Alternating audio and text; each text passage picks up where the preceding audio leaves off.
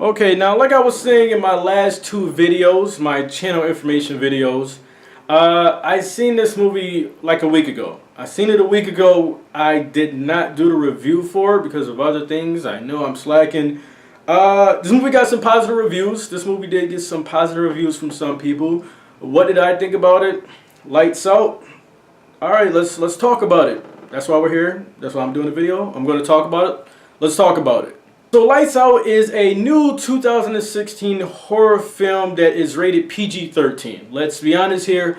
How many of those horror films that are rated PG-13 have we seen? Many of them. Okay, moving on. Maria Bello is in this movie, and when I was watching this, I was like, I know her from somewhere. I couldn't put my finger on it. I know her from a movie. Bro, two movies, but it was one movie in particular I couldn't put my finger on it where I seen her first. And it was that awful Mummy movie. It was the awful Mummy movie that I ended up finding out, yes, that's how I know her from. She's in this. And Billy Burke is in this also. And if you don't know who Billy Burke is, he is the father in the Twilight movies. If you have not seen the Twilight movies, all right, you have escaped something pretty bad. So good for you. In this movie, a spiritual entity haunts this family when the lights are off. When the lights are on, this entity does not show up for the most part. When the lights are off, this entity scares the hell out of the family. That's the movie without giving up the spoilers.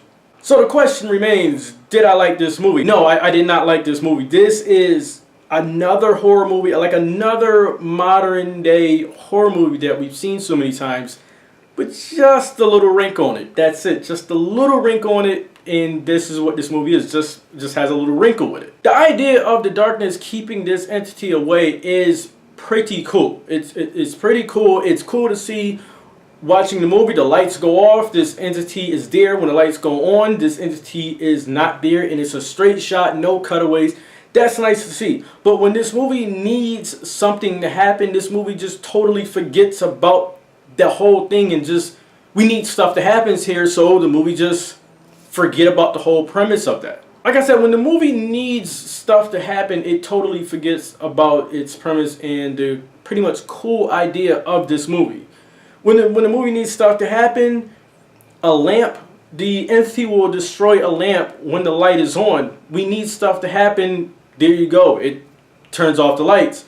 That pretty much destroys the purpose though, right? Like I said, I do like that idea, but in a modern day where there's lights everywhere, there's cell phones and so many lights all over the place, I don't really think this works. I think this movie would probably be better in the Stone Age. If this movie was back then, it would probably be a lot scarier to see. That would be a cool idea, to make a horror movie about that in the Stone Age. Only where it's fires, only light. That's a pretty good idea. That's a good idea. Somebody should probably run with that. The writing is not really well in this movie. You have three characters in one scene, and one character says, okay, I'm gonna go to a grocery store, while two characters talk, and then the next scene you see the three characters going into a house, and then they say an hour later. Was that really an hour later? What happened to the grocery store? Why is the third character there? Why is it just not the two characters there? I'll tell you why they made the other character just go to a grocery store. I can completely tell you why. Because it didn't hold any weight in the movie. Didn't make sense then. It doesn't make sense now. I'll tell you here why. And that's because so we can get our two characters bouncing ideas off of each other. Why not just have the third character there? Do you really need the other character to go to the store? The store has nothing to do with the movie. It really doesn't. Just keep the character there. It may sound like I'm nitpicking, but this movie has a lot of stuff like that in this. It's just unnecessary and it's not needed. In the acting, it's really nothing to talk about except for this one part here. And that's when Teresa Palmer, she has this very, very emotional scene where she just breaks down and cries. I gotta give credit when credit is due, and credit is due for that scene right there.